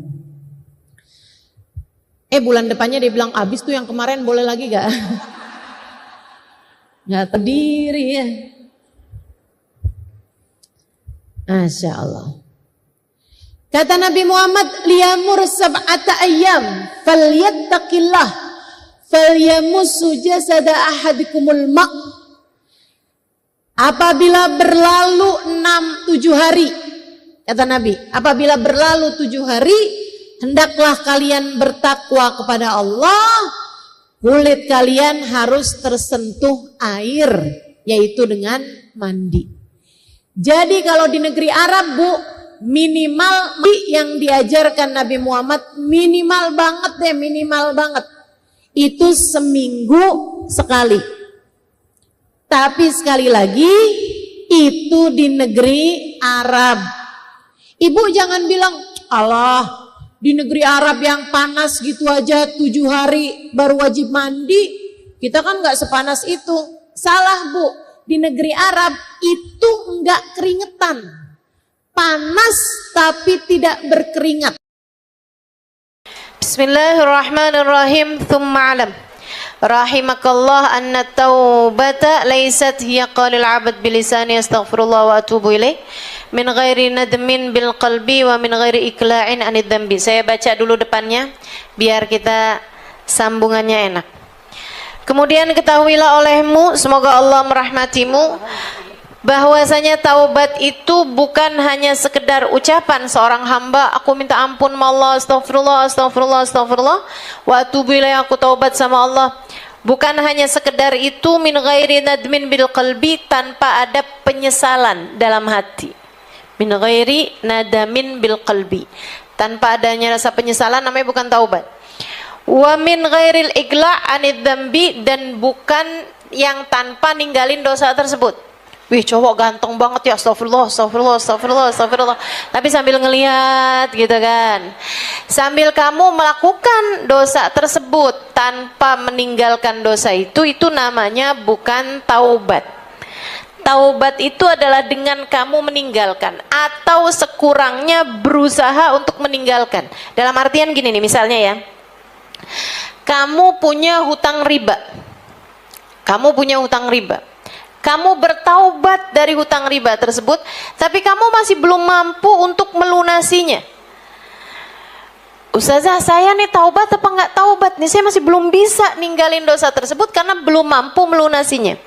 Sekurangnya dalam hati kamu itu, apapun yang terjadi di depan, sesulit apapun yang terjadi di depan, saya nggak akan lagi nambah hutang riba saya. Gitu. Maksudnya tuh ada niatan dalam hati bahwa walaupun susah nih, saya nggak akan buat bayarin riba yang ini, saya ngambil riba yang lain gitu. Kan kadang-kadang kan kayak gitu tuh, gali lubang, tutup lubang. Habisnya ustazah, kita mau bayarin yang ini nih susah banget kan kalau kita nggak pakai ngambil utangan. Utangannya nggak ada yang mau kalau nggak dikasih riba ustazah, bukan hutang riba, nggak ada yang mau ngutangin. Nah itu akhirnya kemudian kamu terjebak di situ. Itu namanya bukan taubat. Kalau kamu masih punya niat bahwa hutang yang ini akan saya carikan hutang yang lain buat bayarinnya. Jelas? Jelas ya. Jadi harus ada pemikiran di saat kamu bertaubat, kamu meninggalkan dosa tersebut. Selain daripada itu, kamu juga berniat bahwa apapun yang terjadi, saya nggak akan ngambil hutangan riba yang lain. Apapun yang terjadi, saya nggak akan ngambil hutangan riba yang lain. Saya nggak akan ngambil pinjol lagi nih, sesusah apapun. Gitu ya. Nah itu namanya baru disebut taubat. Begitu. Wa qad dzakara ulama rahimahumullah li taubati syara'it la budda minha. Para ulama sudah menyebutkan, semoga Allah merahmati mereka semuanya, bahwasanya taubat itu punya beberapa persyaratan yang harus dipenuhi. Wala tatimmu taubatu illa biha, dan tidaklah sempurna taubat kecuali dengan memenuhi persyaratan-persyaratan tersebut. Apa saja itu? Wahiyya thalatha, ada 3 jenis. Yang pertama, al-awwalu an-nadamu bil qalbi ala dzunubi salifah. Nomor yang pertama yaitu menyesal terhadap dosa-dosa tersebut, menyesal di dalam hati atas dosa yang telah lalu, atas dosa yang telah dikerjakan, dia menyesalinya. Ada rasa penyesalannya, bukan rasa puas. Kalau rasa puas namanya belum tahu.